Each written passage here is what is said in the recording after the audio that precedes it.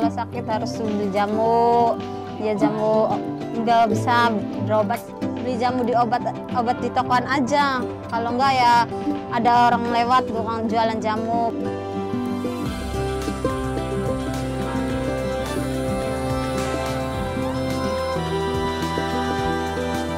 Kalau sekarang sih udah ada PKH, enak, udah klinik aja dapat obatnya, alhamdulillah udah harus. Assalamualaikum teman-teman.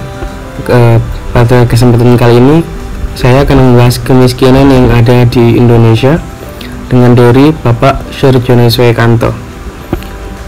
Bapak Soerjono Soekanto ini adalah salah satu tokoh sosiologi Indonesia yang mungkin cukup kita kenal. Dan berikut adalah biografi dari Bapak Soerjono Soekanto. Soerjono Soekanto merupakan ahli sosiologi hukum yang lahir di Jakarta pada tanggal 30 Januari 1942. Soerjono Soekanto dikenal sebagai ahli sosiologi hukum. Latar belakang pendidikannya adalah sarjana hukum. Soekanto melanjutkan tingkat master di bidang sosiologi di Universitas California di Amerika Serikat. Tapi sebelum saya akan menjelaskan lebih lanjut tentang apa itu kemiskinan di Indonesia dan Soerjono Soekanto, izinkan saya memperkenalkan diri saya sendiri.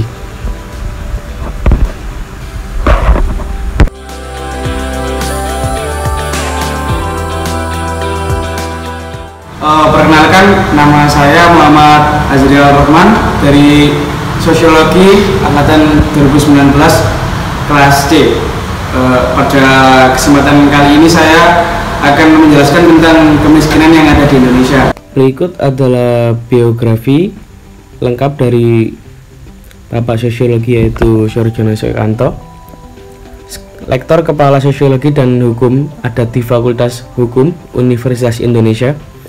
Soerjono Soekanto pernah menjadi Kepala Bagian Kurikulum Lembaga Pertahanan Nasional pada tahun 1965 hingga 1969.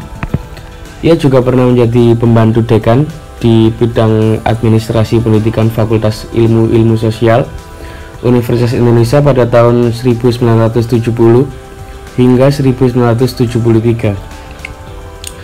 Dan kini membantu di bidang penelitian dan pengabdian masyarakat Fakultas Universitas Indonesia sejak tahun 1978. Bapak Soerjono Soekanto ini telah tercatat sebagai Southeast Asian Specialist pada Ohio University dan menjadi founding member dari World Association of Lawyers. Ia juga pernah mendapatkan gelar dari Master of Arts dari University of California Berkeley pada tahun 1970. Sertifikat dari Academy of American and International Law Dallas pada tahun 1972 ini adalah mendapatkan gelar doktor ilmu hukum dari Universitas Indonesia pada tahun 1977 dan diangkat sebagai guru besar sosiologi hukum.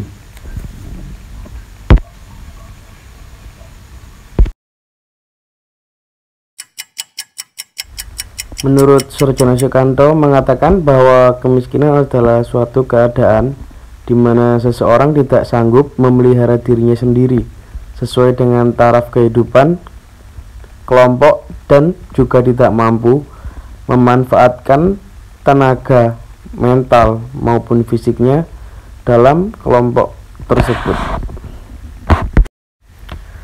Sedangkan menurut Edi Suwarto, beliau mengatakan bahwa kemiskinan pada hakikatnya menunjuk pada situasi kesengsaraan dan ketidakberdayaan yang dialami oleh seseorang, baik ketidakmampuannya memenuhi kebutuhan hidup maupun akibat ketidakmampuannya atau ketidakmampuannya untuk bertahan hidup, hingga ketidakmampuan negara atau masyarakat akan perlindungan sosial kepada warganya.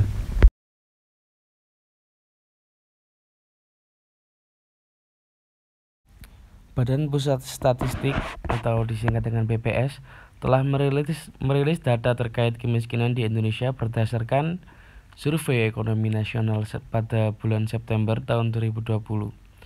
Menurut data tersebut, persentase penduduk miskin pada September tahun 2020 naik menjadi 10,19%, meningkat 0,41% pada Maret tahun 2020, dan kembali meningkat lagi 0,97% pada bulan September tahun 2019.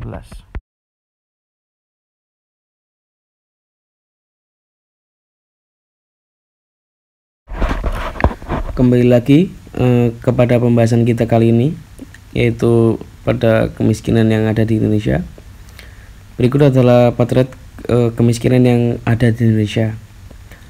Dalam persentase penduduk miskin pada Maret tahun 2020 sebesar 9,78% dan meningkat 0,56% poin terhadap September tahun 2019 dan meningkat 0,37% poin terhadap bulan Maret tahun 2019.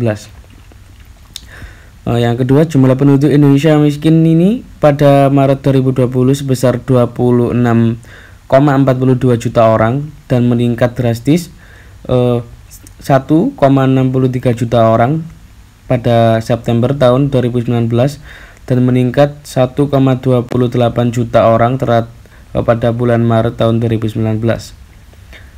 Persentase penduduk ini di daerah perkotaan pada September tahun 2019 sebesar 6,56% dan naik menjadi 7,38% pada Maret tahun 2020. Sementara persentase penduduk miskin di daerah pedesaan pada September tahun 2019 sebesar 12,60% naik menjadi 12,82% pada Maret tahun 2020. Tentunya semua angka kemiskinan ini ada faktor-faktor dan penyebab kemiskinannya, dan saya akan menjelaskan beberapa penyebab kemiskinan menurut para ahli sosiologi yang ada di Indonesia.